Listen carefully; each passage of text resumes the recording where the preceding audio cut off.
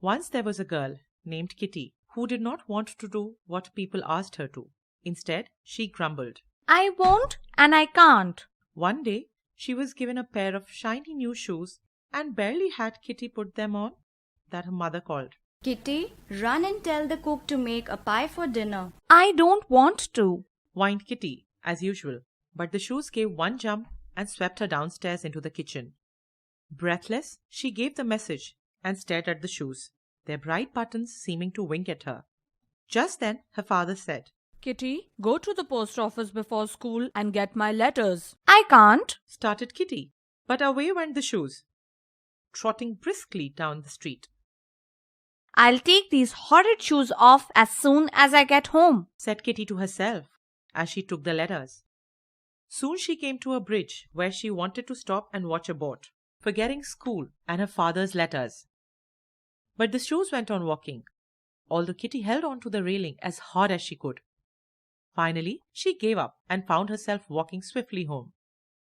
Back home, Kitty found that as hard as she tried, the shoes just wouldn't come off. Time for school.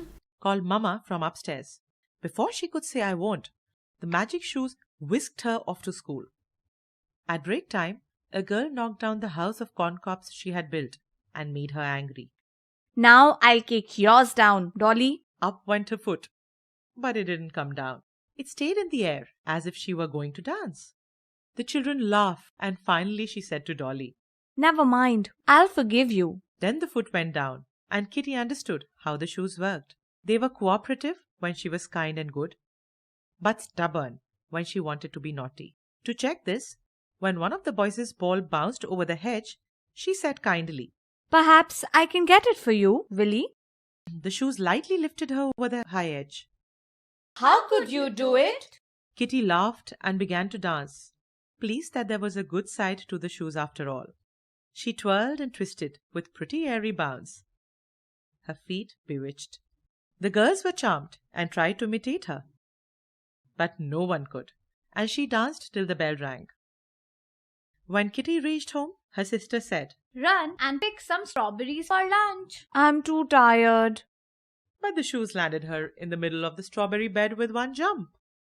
Once the dish was filled, Kitty wanted to stay and eat a few strawberries, but she was zipped away into the dining room. It's delightful to have a quick errand girl. Said her mother. Will you carry a few bundles to some poor people later? Must I? Sighed Kitty, while the shoes tapped under the table, reminding her that she must, whether she liked it or not. It would be kind, but you may do as you choose. Kitty sat very still.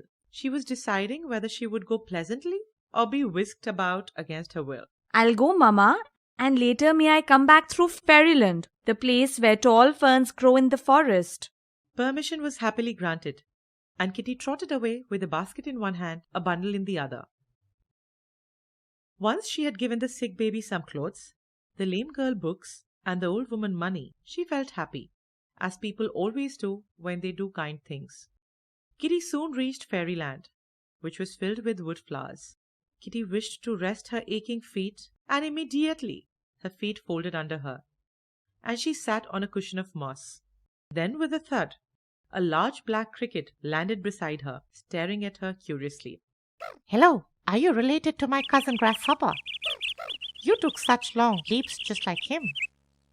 Croaked the cricket. I'm not a grasshopper, but I have on magical shoes today. Answered Kitty, surprised that she understood what the cricket said. Oh, it's Midsummer Day and fairies play pranks today. The magic will stay till sunset and then the fun will be over. Because of the shoes, you can understand me. And all those squirrels, frogs and butterflies. Soon enough, Kitty heard all sorts of voices, singing and laughing, and she understood every word. She talked and played with the squirrels and butterflies until tea time. Just as the clock struck 4, away went the shoes over the pool, the hill and the road, till Kitty reached home. The sun will soon set. I must skip while I can, Thought Kitty once tea was done. She waltzed around the lawn so prettily that her mother exclaimed. She shall go to dancing school. Kitty skipped on, hoping to learn some graceful steps before the day was done. Finally, her mother called. Stop now, dear, and run up to bed. A few minutes more. Began Kitty, but was off like a flash into the bedroom. Soon the sun was gone, and the shoes became common ones, for Midsummer Day was over. Kitty never forgot the lessons she had learned. She ran errands willingly, remembered the pretty steps, and often thought of the interesting creatures in fairyland. Whenever she was allowed to play with them, she hurried away quickly, as if she still wore the magic skipping shoes.